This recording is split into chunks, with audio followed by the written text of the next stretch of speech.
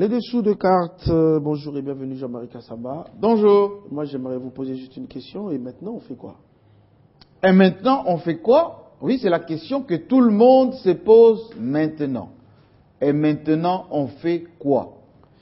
Après une semaine de perdu pour tout le monde, oui, d'abord par la jeunesse qui doit se former, qui doit aller à l'université, par les touchés économiques aussi faibles, celui de Kinshasa, oui, par l'image de la République démocratique du Congo, une semaine de perdu aussi pour les politiques. Oui, ceux qui veulent faire de la politique, ils ont perdu une semaine de discussions fructueuses qui pouvaient donner un élan à la démocratie.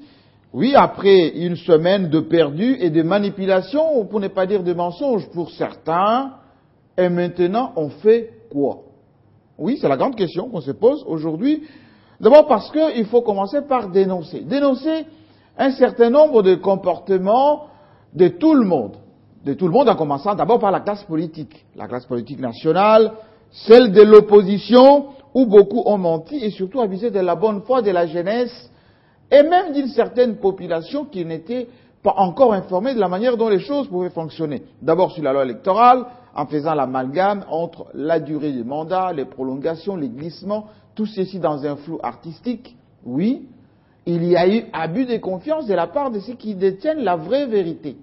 Pourquoi? Parce que on le voit maintenant avec l'adoption de cette loi électorale, vous en avez parlé ce matin, on comprend aisément que la démocratie trouve son enracinement dans beaucoup plus important que la seule voie conduite par cet article 8, parce qu'en enlevant cet article 8, toute la question reste: est-ce qu'on va faire les élections? Quand? Comment? Et dans quelles conditions? Qui va les financer? Et puis, pendant combien de temps? Il fallait donner plus d'explications à la population qu'elle a poussé à détruire le peu de tissu économique de Kinshasa populaire, le Kinshasa qui est salutaire pour la plupart de ceux qui sont un peu leur électorat. Oui, il y a eu amalgame.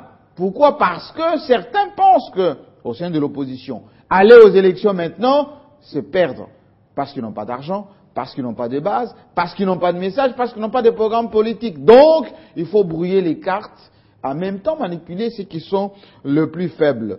Oui, dans la majorité présidentielle aussi, il y a eu mensonge. Oui, mensonge, pourquoi? Parce qu'il y a certains qui ont des agendas post-2016, qui ont aussi des calendriers personnels. Oui, ceux qui pensent que les Dauphinats peuvent commencer à se préparer maintenant. Donc, il faut encourager une espèce de déliquescence de l'ambiance globale pour que eux aussi commencent à préparer leurs cartes personnelles. Ils ont corroboré, pour ne pas dire encouragé, le message d'amalgame et de mensonge, et ça conduit à cette perte d'une semaine de travail. Parce qu'au sein de la majorité présidentielle, il y a des individus, enfin, des individualités, qui ont aussi des cartes personnelles à jouer, et lorsqu'ils ne donnent pas des messages clairs, ils ne communiquent pas, ils n'informent pas leurs bases, et parce qu'ils ont aussi des besoins d'argent et des positionnements personnels, ils ont aussi commis le crime de ne pas informer les souverains primaires qui est le peuple.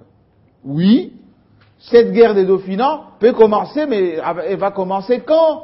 Avec qui et comment? C'est la question qu'on peut se poser, parce qu'après avoir détruit le peu que nous avons ici au niveau de la ville de Kinshasa, le peuple est en colère. Le peuple est en colère. Le grand peuple. Vous avez vu à travers toutes les provinces, ça marche. Oui, ça marche. Pourquoi? Pour dénoncer cette complicité qu'il y avait déjà avec beaucoup de partenaires, en commençant par la Chine. La Chine est partout. La Chine est aux États-Unis. Oui, il y a les Chinatown. Vous allez en Afrique du Sud, c'est la première communauté étrangère. Au Cameroun, oui. Aussi en France, il y a beaucoup de Chinois. Et lorsqu'il y a manifestation démocratique, on ne s'attaque pas aux Chinois. Mais ici, il y a eu amalgame également au sein de la majorité présidentielle. Oui, les chancelleries aussi ont joué un rôle dans cette semaine de perdu. Certaines ambassades, oui, ont manipulé la jeunesse, ont donné des moyens pour manipuler les enfants de la rue, pensant que Burkina Faso allait se précipiter à Kinshasa. Ils se sont trompés. Pourquoi? Parce qu'aujourd'hui, certaines chancelleries commencent à rectifier les tirs. Oui, on a vu certains chez Bochab, chez Loumanou, chez Matata, commencer à envoyer le message d'apaisement, etc. Alors que les observateurs avertis ont bien constaté qu'il y avait un soutien plus ou moins implicite de certaines chancelleries. Pourquoi? Parce que peut-être la croissance et la République démocratique du Congo gênaient beaucoup. Maintenant que l'armée, oui, le rempart contre un peu tout ceci a joué son rôle, l'air n'est plus à cette armée qui disait à l'époque du maréchal Mobutu, Batela Mukua, vous vous rappelez, on va se battre pourquoi? La discipline était arrivée, grâce à l'armée, les temps ont changé, oui, on a changé aussi la manière de précipiter les choses. La vraie réponse, maintenant, on fait quoi? Commence avec le peuple.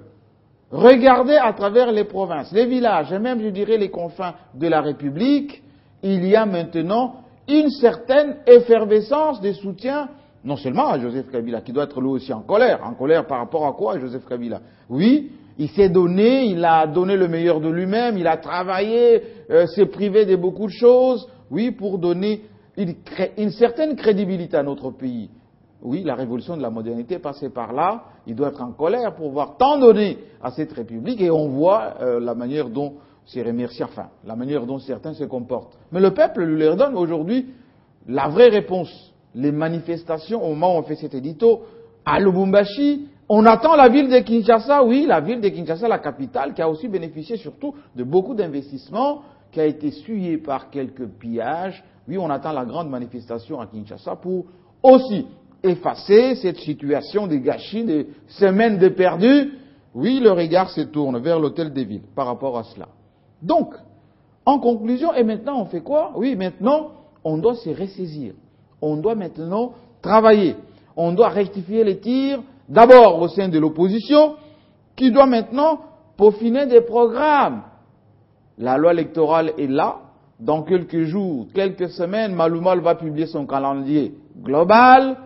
Maintenant, on fait quoi? C'est la communauté internationale qui a fait tant de bruit pour demander à ce qu'on publie le calendrier. Il sera là de donner l'argent.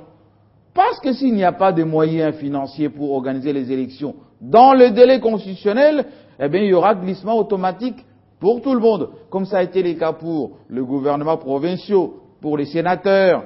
Oui, il va y avoir glissement pour tout le monde.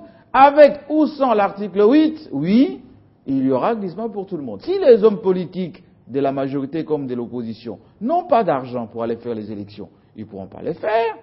S'ils n'ont pas de programme et surtout l'assise populaire, l'article 237 de cette année, le Sénat va avoir des soucis parce que la plupart de ceux qui sont là-bas, quand ils vont se frotter au souverain primaire, beaucoup vont rester à la maison et nous allons renouveler notre classe politique. La peur aura changé de camp. Et maintenant, on fait quoi? Se ressaisir, travailler, rectifier les tirs. La communauté internationale puisse donner des moyens. Sinon, il y aura glissement. C'était le dessous des cartes de Jean-Marie Kassamba. Merci. Je vous en prie. La matinale continue sur votre chaîne. Dans un instant, la suite de l'actualité avec Arlette Matondo avant d'entrer dans la deuxième partie de notre